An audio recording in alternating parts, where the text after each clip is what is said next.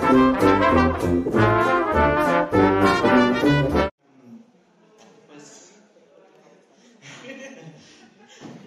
creo que todos sabréis quién es Aiden Thomas, pero por si acaso hago la presentación formal. Es un autor superventas trans latino-estadounidense que utiliza los pronombres él y ella y que hasta el momento ha publicado 3 novelas en 3 años consecutivos: Los chicos del cementerio, Perdidos en Nunca Jamás y Las pruebas del sol. Los chicos del cementerio, además de estar nominada a numerosos premios, fue la primera novela con un protagonista trans escrita por un autor abiertamente trans en aparecer en las listas de los libros más vendidos de The New York Times, lo cual abrió la puerta a muchos otros, afortunadamente. Los chicos del cementerio, la que fue su novela debut y publicada aquí en España por la editorial de literatura juvenil LGTB Cacao Books, parte de la premisa de ¿qué pasaría si invocaras a un fantasma sin querer y no pudieras deshacerte de él? Eso es precisamente lo que le ocurre a Yadriel, un chico trans de 16 años que después de que su primo Miguel muera de forma inesperada, invoca sin querer al espíritu de Julián Díaz, un guapo y tozudo joven que no recuerda haber muerto y que les implicará tanto a él como a su prima Maritza que no lo liberen hasta saber qué le pasó y si sus amigos están a salvo. Cuando Aiden le propuso una vaga idea a la novela a su editora, y en la que el protagonista ya era una persona trans, Aiden pensó que no le entusiasmaría porque no habiendo visto representada su identidad de género durante su infancia y juventud, o lo que es lo mismo, no habiéndose visto reflejado, asumía que sería imposible venderla. Y de hecho necesitó que su agente, Jennifer March, le confirmara que podía escribir sobre su propia cultura. Así pues, Aiden se lanzó a escribir una fantasía latina con un protagonista transgénero, que acabaría convirtiéndose en una de las novelas juveniles más exitosas de lo que llevamos de década. Empecemos pues con una pregunta obvia. ¿Por qué la representación es importante y a qué edad fue la primera vez que te viste reflejado en un libro?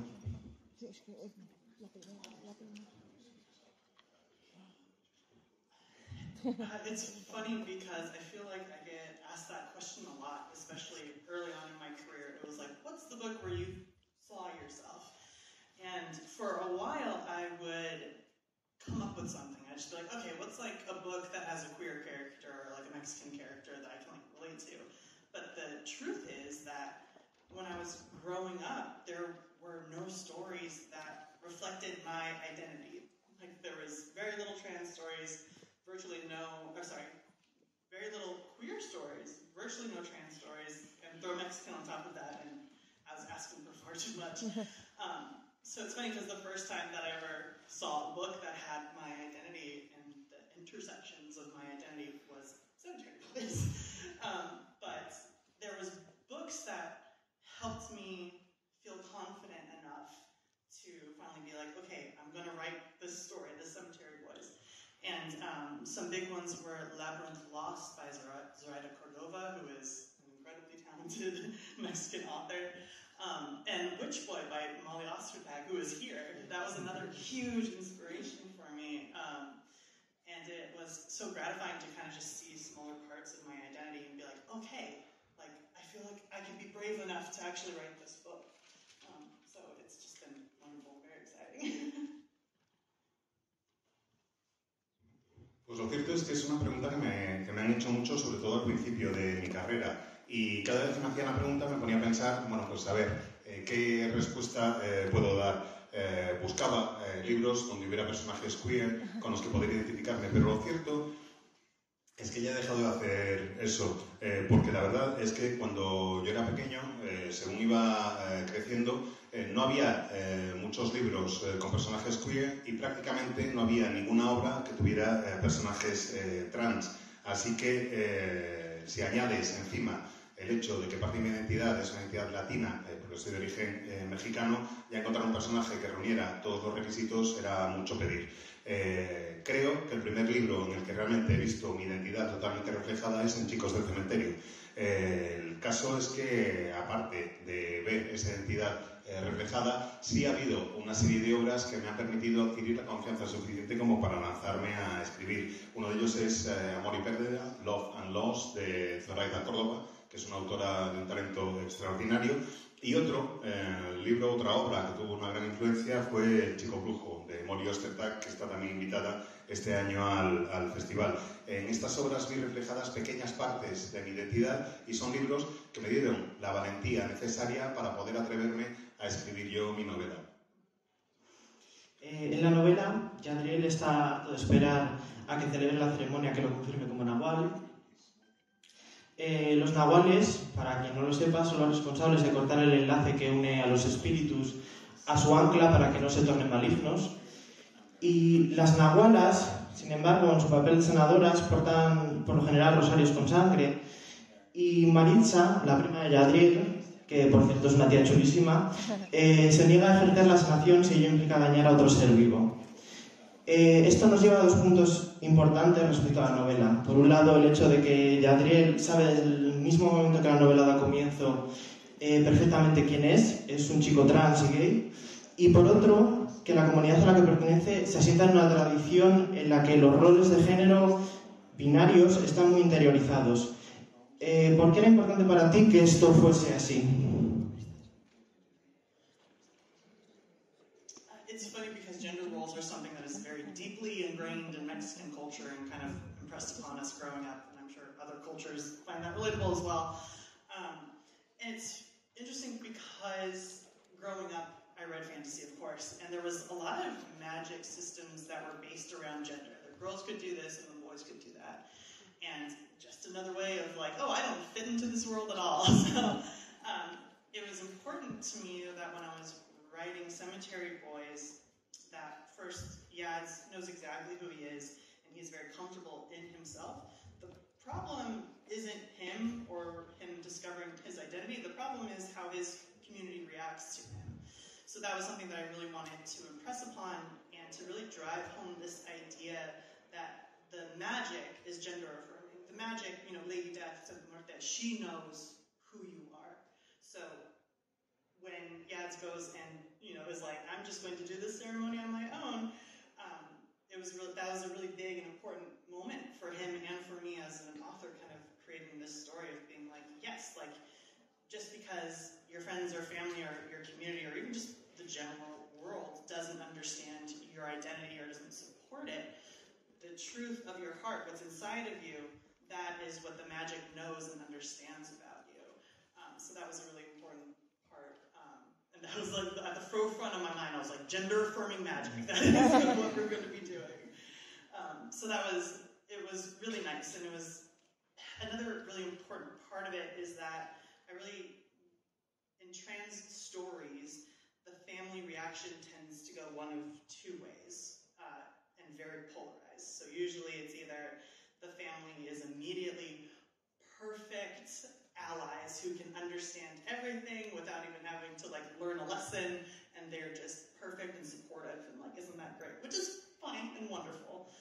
But then on the other side, you have these stories where the trans child is immediately rejected and kicked out in these really horrible and traumatic ways.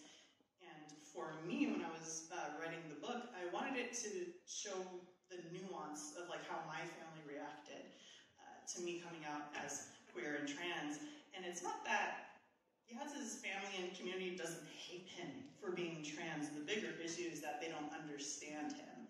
And when that happens, that burden of kind of trying to teach your people how to love you falls onto the shoulders of that trans kid for the most part.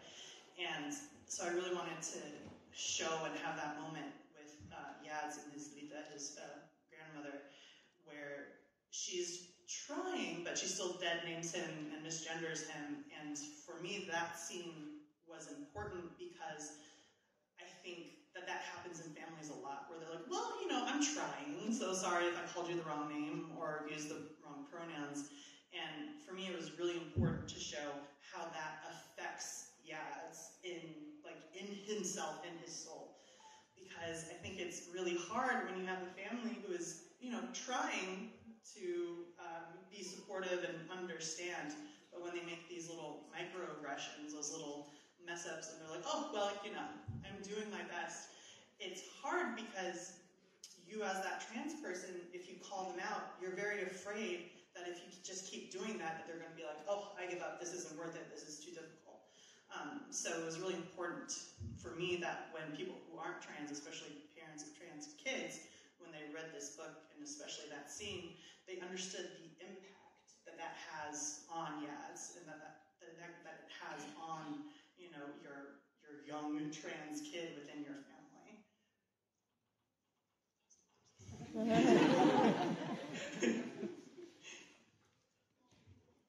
Pues la verdad es que los roles de género son algo que está muy marcado en la cultura mexicana y que te inculcan casi a fuego cuando creces en el marco de esta cultura. Además, me pareció muy interesante el darme cuenta, según iba creciendo, que los sistemas de magia a los que estaba acostumbrado eran sistemas de magia en los que se marcaba también mucho el género. Es decir, se esperaba que los chicos pudieran hacer una serie de cosas y las chicas pudieran hacer una serie de cosas. Y que no pudieran ninguno de ellos hacer lo que hacía el otro. En Los chicos del cementerio, Jazz sabe desde el principio quién es, se conoce perfectamente a sí mismo y está cómodo en su piel. El problema no es él en su relación consigo mismo, sino la relación con la sociedad que le rodea y con la familia. El sistema de magia que yo concibo, viendo que Jazz no podía seguir el camino que quería seguir y que se había marcado, decide hacer el ritual por su cuenta. Y la Santa Muerte sabe perfectamente cómo eres como persona y lo que tienes en el corazón. Por eso es por lo que Jazz decide hacer la ceremonia solo. Era algo muy importante para él y era algo muy importante también para mí como autor, poder presentar este tipo de situación y de historias. Es poder afrontar cómo reaccionan los amigos, la familia y la sociedad de las personas trans cuando estas personas reafirman su identidad. Ver cómo lo apoyan o no lo apoyan y saber cómo funciona la magia. Era importante el sistema de magia en mi obra porque la magia se utilizaba para reforzar, como os he dicho antes, en determinadas culturas el concepto de género. Y también hay una parte muy importante de la historia para mí, es que normalmente cuando tienes un personaje trans en una obra y ese personaje habla con su familia para comunicarles su identidad, sueles encontrarte con dos reacciones, por lo general.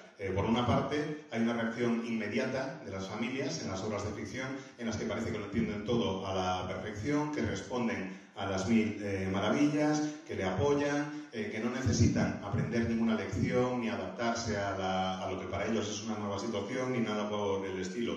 Y por otra parte, tienes la reacción de familias que al encontrarse con una persona trans lo que hacen es mantener a esa persona al margen, apartarlo. Yo quería un libro en el poder detallar un poco cuáles son las grandes dificultades que yo había vivido al hablar con mi familia, por ejemplo, y al comunicarles mi identidad y al hablarles de que soy una persona queer y trans. Y el caso es que, por lo general, la reacción con la que yo me fui encontrando no era una reacción de odio, sino que era una reacción de incomprensión.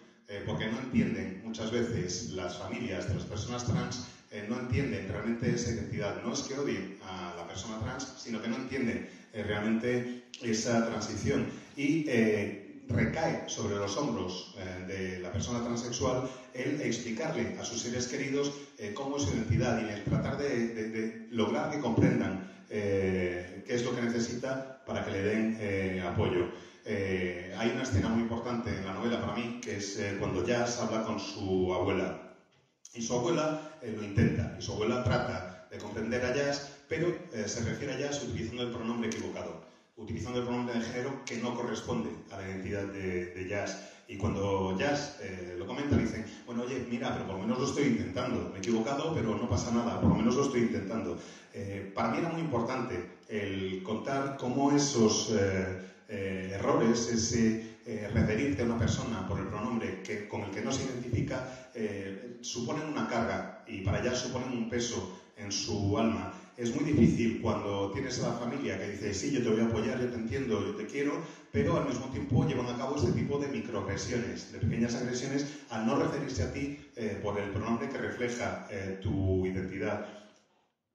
Y siempre tienes miedo, como persona trans, o la duda de si decir algo o no decir nada. Porque claro, si cada vez que utilizan el pronombre que no corresponde dices algo, tienes el miedo de que al final digan, mira, ¿sabes qué? Lo dejo, lo estoy intentando, pero si cada vez que me equivoco me vas a echar la bronca, pues ya lo dejo porque no merece la pena y es muy difícil. Eso es algo de lo que cuesta concienciar muchas veces a los parientes, a las familias de las personas trans. Y por eso quería escribir un libro donde se pudiera reflejar esa situación, donde se pudiera ver qué es lo que ocurre en esas circunstancias. Un libro que fuera especialmente útil para los padres de menores trans.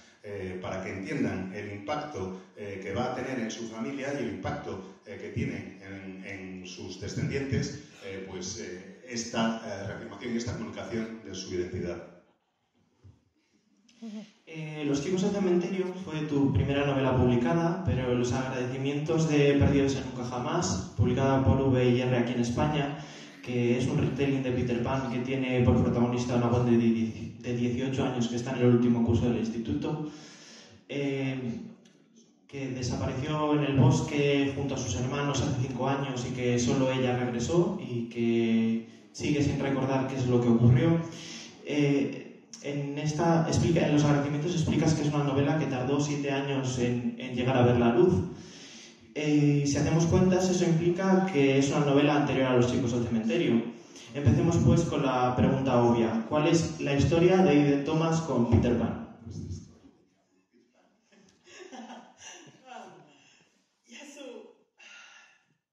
Lost on Everwoods, my Peter Pan retelling. I was obsessed with Peter Pan when I was a kid, like the Disney version. It's so colorful, it's so much fun. And I watched that VHS until I burned it in the VHS player. So I'd always been super drawn to that character and that story. But when I started undergrad in university, I started taking a lot of psychology classes. I ended up double majoring in English and psychology. And I took this class that was psychoanalytic critique of literature. And I was like, heck yes, we're unpacking Peter Pan. And so I read the original book, and it's very dark, and it's very scary, and it's very sad. So once I read that, I was like, oh my god, there's so much to unpack here. Everybody has trauma and problems, and this is going to be a good time. And some of my favorite parts about the story was memory as a theme within this book. And there is a scene at the end where Peter comes back to visit Wendy when she's older, and she's like, well, don't you remember Captain Hook? And he says, oh, I don't remember them after I've killed them. And I was like, wow, okay, let's unpack that a bit. So it's this idea of our brains specifically are so good at protecting us. And when we experience traumas, a way of our body trying to protect us is that sometimes we forget those really horrible things that happen. So for me, writing Lost on Everwoods was just a huge unpacking of trauma. I was going through it when I wrote this book, which I think is pretty obvious. I had just been diagnosed with PTSD when I was drafting it as well. So that was kind of the core of the story that I really wanted to explore. And it's funny because that is the book that got me into publishing. And I think it helped that it was white and sexuality wasn't discussed on page or anything. But it's also a very, a heart book for me. And when I sold it, we got, all the way through, 3 ounces of edits. It was off to copy edits, and then I started bothering my editor, and I was like, when can I send you more ideas? And she was like, it's a little early. And I was like, I have 5 ideas for you. And she was like, all right, send it over. So it was funny. I sent her an email with the ideas that I had for my next book, and there was 5 of them, like I said. And the first one, I was like, I've already drafted 50,000 words of this, and here's a synopsis and a chapter breakdown. And kind of as you went down the email, the ideas kind of got more and more vague and just mostly vibes than actual plot. And Cemetery Boys was the very last thing that I pitched. And it was a paragraph long. And I think most of the sentences ended in question marks because I was like, I don't know, if we're feeling wild, like, we can make him Mexican. Wouldn't that be crazy? And, like, maybe he's also queer. And, like, I was like, and if we really just want to be silly and goofy about it, we can make him trans. And what I kind of realized later was that I was asking, you know, this white woman in a position of power in publishing to have permission to write a book that was reflective of me and my identity. And it's funny because I was so anxious. I sent it. I live on the West Coast. My editor is on the East Coast. So I sent it Friday at 8 p.m. her time. And I was like, this is a problem for Monday, Aiden. I don't have to worry about it. I'm just going to get through the weekend, and it's going to be fine. And she emailed me 2 hours later and was like, I want Cemetery Boys. And I was like, really? No way. And it was, this is going to sound weird, but I think I was more exhilarated and excited getting that email than I was when I actually got the call that they wanted Lost in the Neverwoods. So that's the whole like publishing story. And it's very funny because my agent, who I have now, she actually turned down this book when I first pitched it to her. And then when I got the deal for Cemetery Boys, I like went crawling back and I was like, what about this one? And she was like, oh, that sounds amazing. So I snagged her.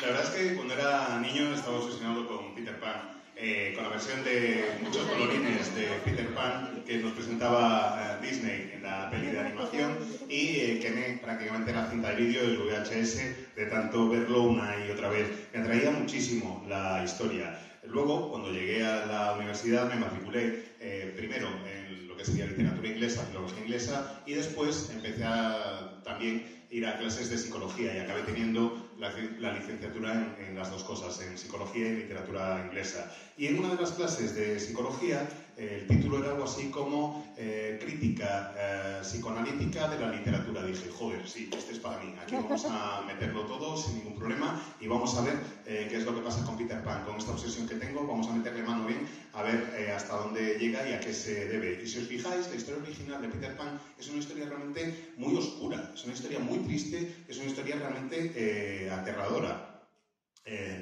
Cuando empecé a analizar la obra me di cuenta de que todos los personajes tenían algún tipo de problema, todos los personajes tenían algún tipo de trauma. Dije, menuda maravilla, aquí hay un filón para poder analizarlo desde el punto de vista psicológico.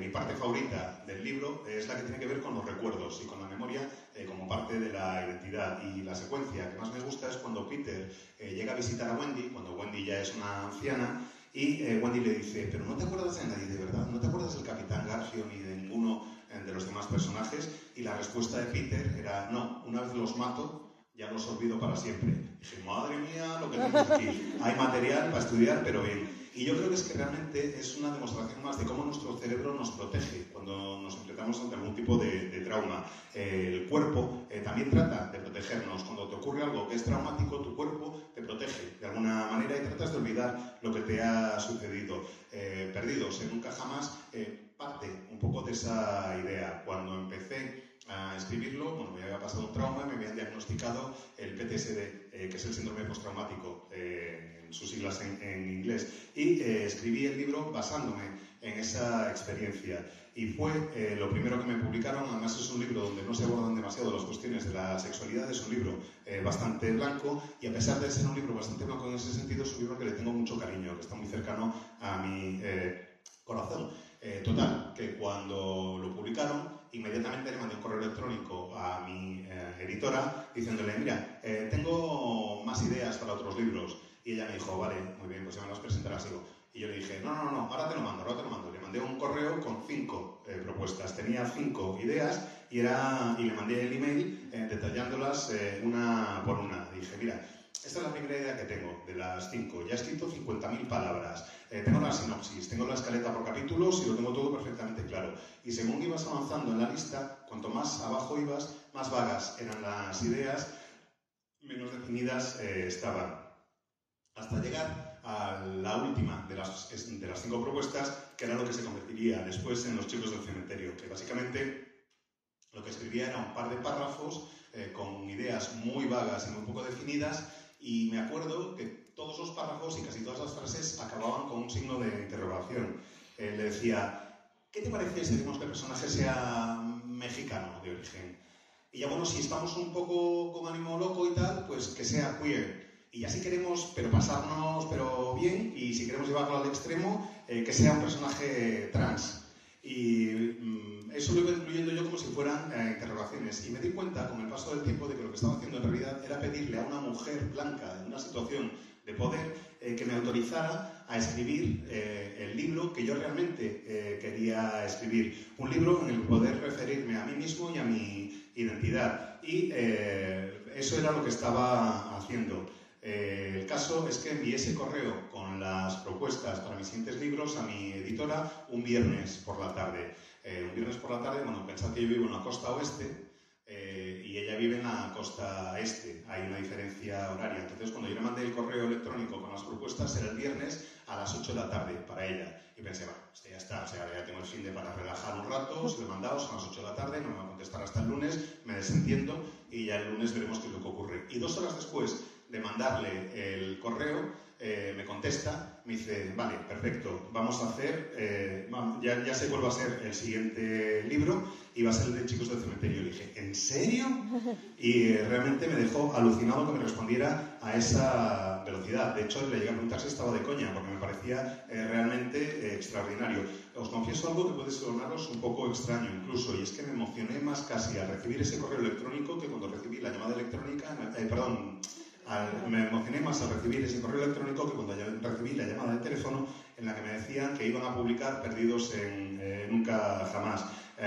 Y de hecho, mi agente en aquella época había rechazado el libro y me había dicho que de eso nada. Así que me arrastré de vuelta a mi agente y le dije, mira, que he conseguido el contrato, ¿vuelves a aceptarme como cliente? Y me dijo que sí. Y así es como recuperé a quien es ahora mi agente. Mi siguiente pregunta iba un poco por ahí, puesto que la muerte y el trauma atraviesan estas de sus primeras novelas, aunque en realidad son temas que están presentes en toda tu obra. Ahora, en ellas los personajes buscan cierta clausura que por cuestiones ajenas y por lo general injustas no han logrado alcanzar. Y en lugar de preguntarte de dónde nace este interés, porque nos lo has explicado un poco, quería preguntarte si la escritura te permite dar con cierta clausura. Such a wonderful question. Yeah, I think that's something that I didn't notice until I think after Cemetery Boys came out, and someone, reader was like, "You write about death a lot, huh?" And I was like, "Oh, yeah," which is also true for Sunbear as well.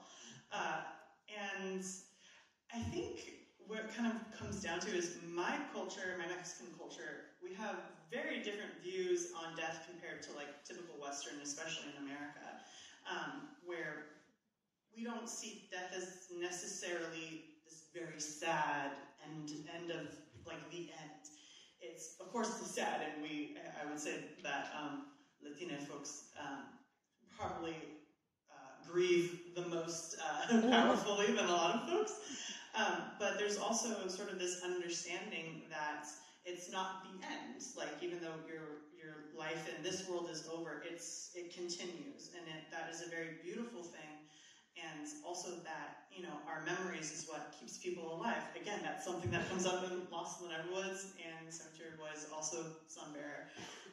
And so I think I'm always just kind of constantly pushing back against that really Western idea and just kind of wanting to open up people to seeing how we view the world and kind of this beauty and this celebration that comes along with losing a loved one, especially Dia de Muertos, which is like my favorite holiday in the world. So when I knew that I wanted to write a story about, a trans queer Mexican boy, I was like, we're doing Dia de Muertos.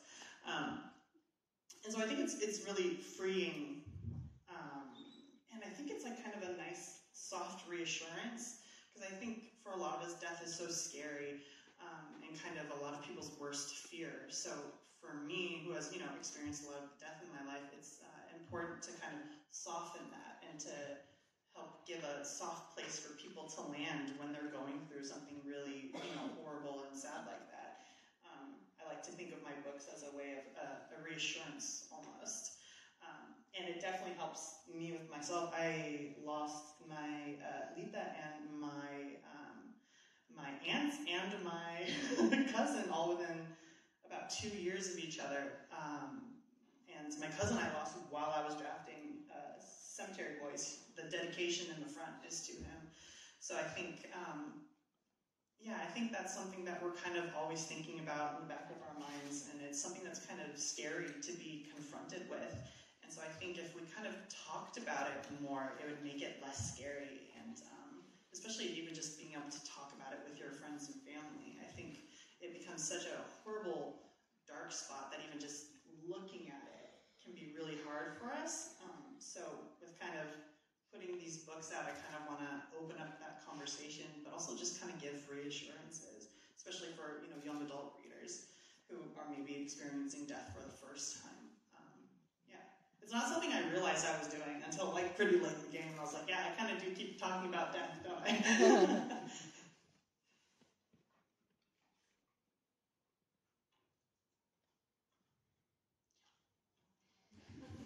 Pues es una muy buena pregunta, la verdad. Lo cierto es que no fui consciente de lo mucho que aparece la muerte en mis obras hasta que un lector, durante una de las presentaciones de Chicos del Cementerio, me lo comentó. Me dijo, hablas mucho de la muerte en tu producción. Y yo me quedé así y dije, anda, pues si tiene razón, es verdad. Y yo creo que en realidad forma parte de mi cultura, que la visión que yo tengo de la muerte es una visión distinta a la visión tradicional que se tiene en Europa y en el mundo occidental. Es una visión mucho más procedente de mi tradición mexicana y de una tradición latina o latinoamericana, donde se concibe que la muerte no es el final de todo, que una vez mueres hay cosas que van más allá de esta vida y que no se acaba todo ahí, que hay un proceso en el que mientras recuerdes a tus seres queridos en cierta forma siguen vivos y te siguen acompañando. Eso estaba ya presente, esa idea incluso estaba ya presente, creo, en Perdidos en Nunca Jamás.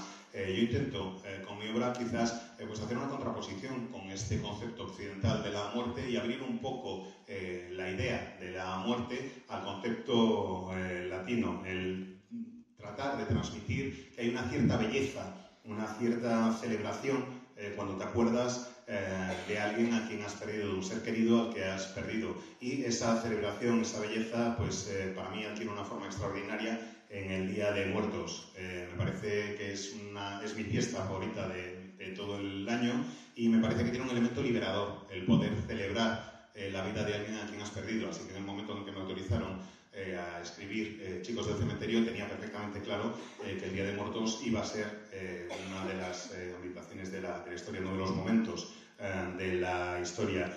Creo que, en cierta forma, mi obra puede servir como un alivio, como un cierto consuelo para las personas que han perdido a alguien querido, para no pensar en la muerte como algo realmente aterrador, sino pensar que la muerte puede ser una celebración de la vida de las personas a las que hemos perdido.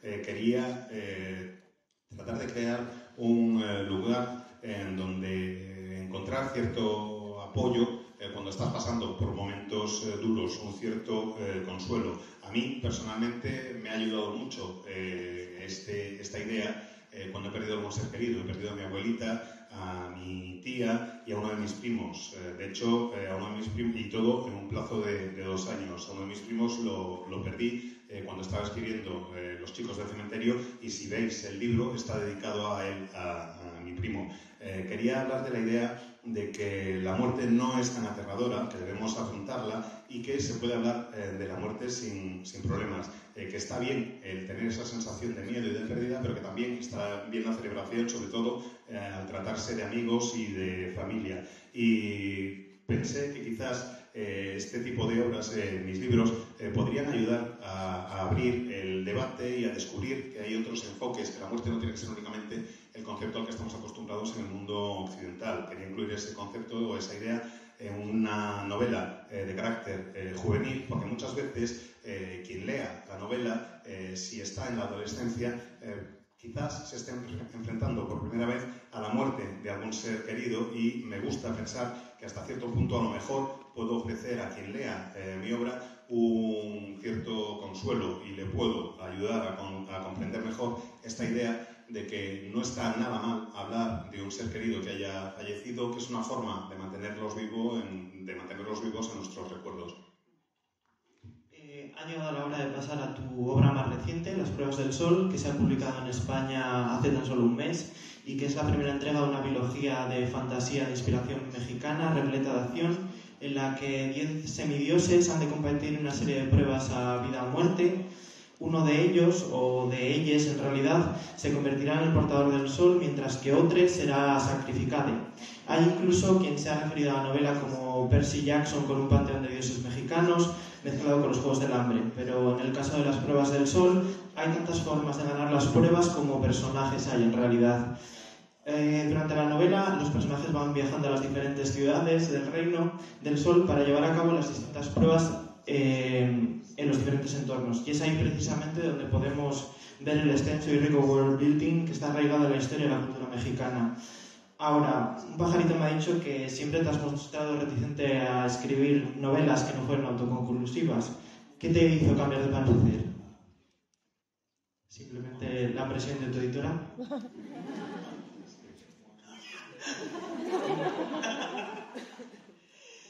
What a joke I played on myself. It's funny because I was always intimidated by series, like very overwhelming. And kind of in publishing, everyone was like, standalone books sell better anyways. And I was like, that's all I need to hear. So it's very funny that I wrote Cemetery Boys and now I'm writing a sequel to Cemetery Boys, and right after I finished the sequel to Sunbearer. So I think it was funny because I started thinking about like what I wanted to write next. And the whole reason this book came into existence was because I was doing my virtual launch event for Cemetery Boys with Adam Silvera, and towards the end, he was like, what kind of other ideas do you have? And I literally just started listing off like all these random ideas I had in like a Google Doc, and I was like, oh yeah, you know, like a Mexican Percy Jackson, and the other one that I mentioned was Gay Titanic in Space, and, which I sold. So like after the event, my editor had texted me, and apparently when I said that, the like chat exploded with excitement. And my editor texted me and she was like, about those books, I bet I could sell them. And I was like, yeah, let's do it. So my own hubris came into play a lot with the Sunbearer Trials, because I was like, high fantasy, how hard can that be? Writing 2 books in a series, that can't be that difficult. It's super hard. Oh my gosh. I'm working on the sequel right now, and I'm constantly like, oh, you know what I should do is go back in the first book and change it so I can have this. And I can't do that. It's not allowed. So I think high fantasy is so hard, because Cemetery Boys was like a breeze compared to kind of coming up with the Sunbearer Trials, because in Cemetery Boys, we all kind of have an idea of what Los Angeles looks like. We've all seen what cities are like, but in the Sunbearer Trials, every time Teo steps outside, I have to describe what it looks like, because we're in this brand new world. And so it takes a lot of time and a lot of research as well, which I just didn't anticipate. I don't know how authors who have like huge, extensive, like high fantasy series, I'm like, how do you do it? Because I'm very impressed, because I was just like fighting tooth and nail. But yeah, I've also had so much fun writing the Sunbearer Trials, because since it's, I call it a representation of my Mexican American culture specifically. So it's very contemporary. Some of the gods are like Pandose is the god of like the hearth. Mala Suerte is the god of bad luck, and Maze is my god of food. So it was really fun to kind of showcase, again, have an opportunity to showcase my culture, and especially with all the different cities that they visit. A lot of those cities are inspired by real places in Mexico, so that's always really fun to be able to do as well. And then for Cemetery Boys, I hadn't planned on writing a sequel at all. I was like, it's good as it is, and my publisher 3 times tried to talk me into writing a sequel, and that each time they kept offering me more money, and I kept turning it down because Cemetery Boys has become so important to so many people that the last thing I wanted to do was to just write a sequel to make money, to just write it. I only wanted to write a sequel if I had an idea that I felt would stand up to the first book. So I think it took like 2 years of them being like, what about now? And I was like, no. I came up with an idea, and it felt like, you know, when you like wake up in the middle of the night and you're like, oh my God. And usually those ideas are really bad, according to the Notes app on my iPhone. But this time I was like, oh my God, wait, I have an idea. And I emailed my agent, and I was like, I think I'm finally ready to like sell this book. And she was like, amazing. So we ended up selling it on proposal. And that's what I get to start writing next, and I'm really excited about it. But yeah, never thought I'd write a sequel. And now I'm doing 2 in a row.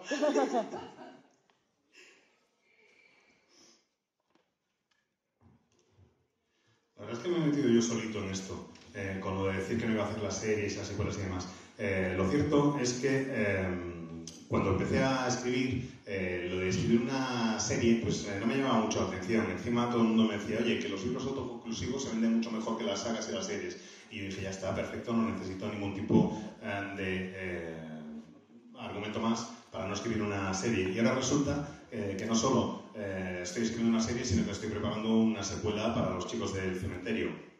El caso es que en las pruebas del sol lo que hice fue pensar, bueno, no puede ser tan difícil esto de escribir una saga de fantasía. Y es una saga de fantasía que además surgió durante uno de los eventos de presentación virtual de los chicos del cementerio. Estaba en una videoconferencia con Adam Silvera y con un montón de gente en el chat y demás, y Adam acabó la presentación diciendo, oye, por cierto, ¿y qué ideas tienes? ¿Sobre qué querrías escribir ahora? Y yo le fui lanzando varias de las ideas que tenía escritas en una lista, un documento de Google Docs. Eran ideas un poco aleatorias que se me habían ido ocurriendo.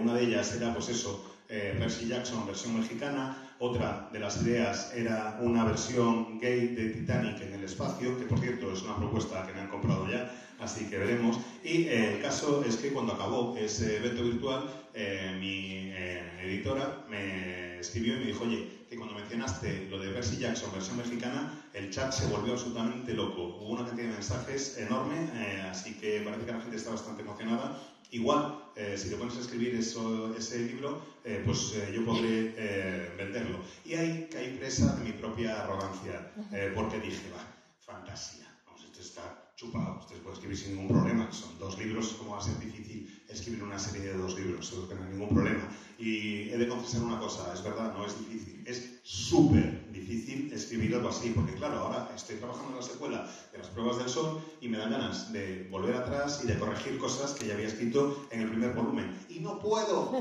corregir algunas de las cosas que tenía ahí. Tengo muchísimo respeto por los autores y autoras de fantasía, porque me parece realmente muy difícil el poder mantener la coherencia de la serie a lo largo de muchos libros y volúmenes. En el caso de Chicos del Cementerio estaba chupado lo de hacer la ambientación, porque claro, ¿quién no tiene una imagen de cómo es Los Ángeles, aunque no haya estado nunca? Te haces más o menos una idea. Pero claro, en el caso de las pruebas del sol, tengo una dificultad añadida con la que no contaba, y es que como es un mundo totalmente nuevo, cada vez que los personajes salen de un sitio o van a un sitio, tengo que describir cómo es el entorno que los rodea, y eso requiere muchísimo tiempo y muchísima documentación, que es algo que no preveía. Lo dicho, tengo un gran respeto por los autores de fantasía ahora, porque son capaces de hacer esta documentación y de mantener la coherencia de las series y de las obras que tienen. Es verdad, por otra parte, que me lo pasé absolutamente de coña documentando preguntándome por qué pude lograr una representación de lo que considero que son mis dos culturas, que es la cultura estadounidense y la cultura mexicana. Por ejemplo, pude crear dioses que representan distintos elementos. Pan 12 es el dios del amor en mi obra, Mala Suerte es obviamente la diosa de la mala suerte, y el dios de la comida es maíz. Es la forma de dar a conocer una cultura distinta a la que los lectores norteamericanos normalmente están acostumbrados, y las distintas ciudades en las que transcurre la acción en mi obra están inspiradas en sitios reales de México que yo he ido visitando. En cuanto a Los chicos del cementerio, no me había planteado escribir una secuela, pero con el paso del tiempo es lo que ha ocurrido. Después del éxito que tuvo el libro, mi editora me decía: ¿por qué no haces una secuela? Y me lo preguntó en 3 ocasiones distintas a lo largo del tiempo, y cada vez que me lo preguntaba me ofrecía más dinero. Y yo iba rechazando lo de hacer una secuela de Chicos del Cementerio, porque para mí era muy importante el poder escribir algo que estuviera a la altura de la novela original. No se trataba simplemente de escribir algo por sacar pasta ni nada por el estilo, sino poder contar algo que estuviera a la altura del primer libro. Entonces, durante 2 años mi editora me fue preguntando: ¿y ahora te animas? ¿Y ahora te animas? ¿Y ahora te animas? Hasta que por fin un día me desperté en mitad de la noche con una idea genial que apunté y que luego le comuniqué a mi editora. Un breve inciso: cuando os despertáis en mitad de la noche con una idea genial y la escribís en el app del iPhone, normalmente no es tan genial a la mañana siguiente como os habéis imaginado. Pero el caso es que en este caso sí funcionó bastante bien. Escribí un correo electrónico, se lo envié a mi editora y la respuesta que me dio es que era realmente, le parecía un proyecto emocionante, que podía venderlo sin ningún problema y que había varias editoriales que estarían interesadas en publicar la secuela de Los chicos del cementerio. Así que aquí me tenéis. Yo, que dije que jamás escribiría una serie, ahora mismo estoy embarcado en el proceso de escribir 2 secuelas.